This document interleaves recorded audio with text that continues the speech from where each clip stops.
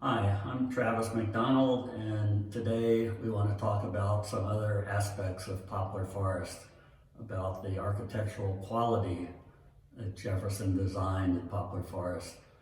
One of the most unusual things of the house was the quality of light and air. So right here we're in the entry passage coming in from the front door. And behind me you can see a lot of light. This would have been a very big surprise if you hadn't been to the house before. So let's walk into the next room.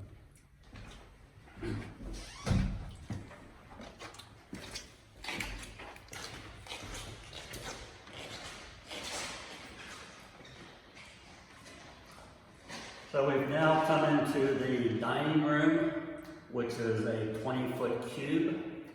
And this being in the center of the big octagon on the exterior of the house, theoretically this should be the darkest room of the house because there are no windows here in the middle. But you see it's full of light. And we just walked through a set of glass doors. This room has 4 sets of symmetrical glass doors. These were the first things that John Hemmings made for the house in 1810 in the Monticello joinery shop. And one of the things that makes this so modern for Jefferson's time is the quality of light and air. So the 4 sets of glass doors around this room are taking the light that's coming from one of the largest skylights in America, the 16-foot long skylight that's lighting this middle room, and it's throwing that light into the dark passage and into the vestibules on the east and west that would typically have been a dark space. So all of this light that's coming in from the skylight is going into other spaces. And it's not only the quality of light, but it's the sight in the house. Looking through glass doors, looking through the house, looking through large windows. All of this gives us a very modern touch compared to other American houses. And in fact, one of the very few descriptions of the house was from an Englishman who came here, George Flower, and he ended up describing the house like a French chateau. So he was a European who saw this as more European than American.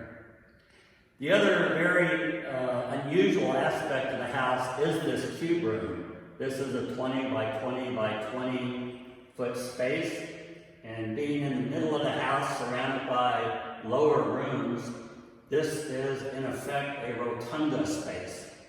Jefferson had twice tried to build a copy of Palladio's famous Villa Rotunda that had this large central space in the middle. And this is as close as Jefferson ever got to building a rotunda house. So we'll now walk into the sunny parlor that's on the south side of the house and see some more of this French quality.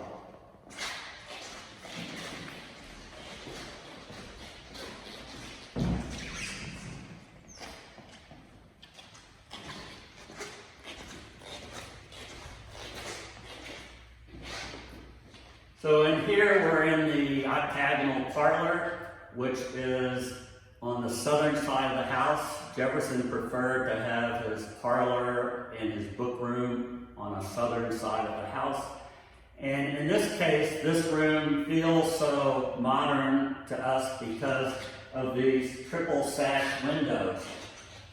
Instead of a very large door that in Paris would have been something Jefferson had in his houses, he puts 3 window sash together, and because these are all hung, they all move, which gives you more opportunity for ventilation. But more importantly, raise all these up,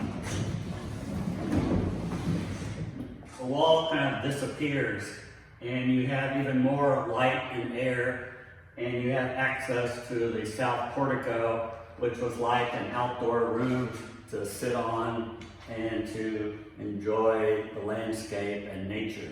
So all of these things together really provide something that's unusual for the time, something that's recognized more as being French in character, and we can also say it was certainly Jeffersonian in character.